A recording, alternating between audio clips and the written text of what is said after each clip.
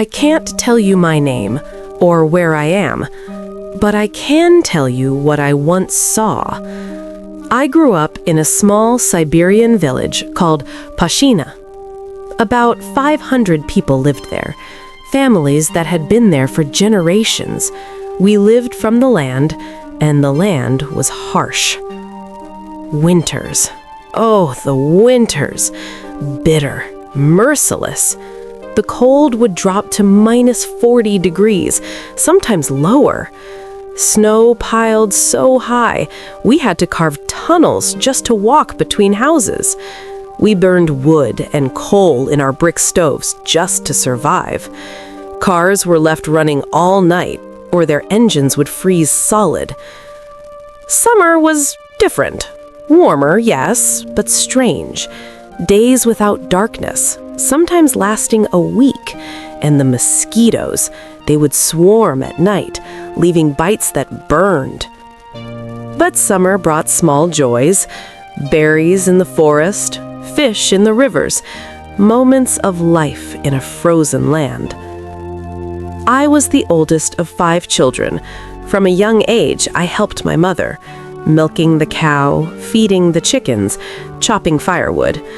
Our stove, our only heat, was the heart of our home. We baked bread, made kasha, a simple porridge every morning. School was a small one-room building. Math, literature, history. History, a strange mix of Soviet stories and old horrors. After school, I worked in the garden in summer or mended clothes by candlelight in winter. Our meals were simple: potatoes, cabbage, mushrooms from the forest, and whatever meat my father could hunt for or trade for.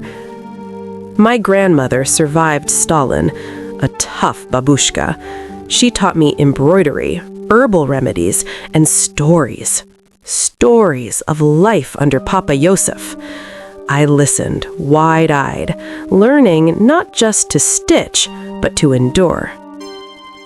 Electricity was unreliable. The internet, we didn't get it until 2011, and then only at the community center. Blackouts were common. So many nights, no TV, no radio, only the wind outside and the crackling of the stove. As a teenager, I would stare at pictures of Moscow, Novosibirsk, dreaming of life beyond the snow. Little did I know, that wish would come, but as we say in Russia, be wary of your desire. And then the night came. Winter of 2022. The village was woken by a sound unlike anything I had ever heard. A massive explosion. At first, distant. Then the shockwave hit. Windows rattled, doors shook. Children screamed in their beds. I called for my father. He didn't know. He ran outside, into the snow, to look at the sky. We all ran, some without shoes, without coats, and then we saw it. A fireball, enormous, lighting the sky like hell itself had replaced the clouds. Smoke so thick it blocked out the moon, and then debris began to fall.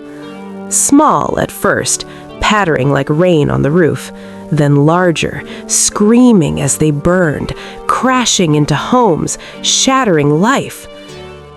We took cover, my parents shielding us with their bodies.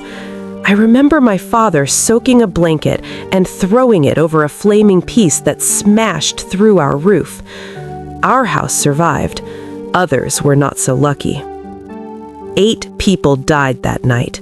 Almost twice as many homes were destroyed. Morning, we looked outside and gasped. We were used to taking care of ourselves, so we did not expect help. Not for weeks, maybe months. Then, soldiers arrived. We were relieved, but they were not here to help. They told us to stop trying to repair our homes. They said it was too dangerous to stay. They offered a camp, food, medical care. We accepted. The camp, it was good. The medics treated the wounded. The officers were sympathetic, but something was wrong. Medical tests were not voluntary. Blood drawn repeatedly. People were tested again and again. They would not say why. Weeks passed. We demanded to return. The engineers said Pashina was rebuilt, but we were not allowed. Instead, we were moved to a suburb outside of Moscow, Mudishi, a towering apartment block. Fences, guards, medical facilities, supposedly free to come and go, but every step required approval. Impossible to leave. The same routine continued. Military food, medical tests, endless interviews. About that night, the explosion, the fireball, the debris, the terror. I told them everything over and over, but they still asked questions, waiting for something I did not know. Eventually, my father found a way. He discovered the weakness of those watching us. He used it, and we left. But even then, we were followed. Every step, every street. We sought asylum in another country. I cannot tell you where for our safety, but we hope we will find peace. Away from fireballs, away from fear, away from the cold that bites the soul. This is only part of my story. There are more things I have seen, things I have endured. Come back. Sit with me. Listen again. I will tell you more of the strange, the terrifying, and the quiet joys of my life, piece by piece, just as I have tonight.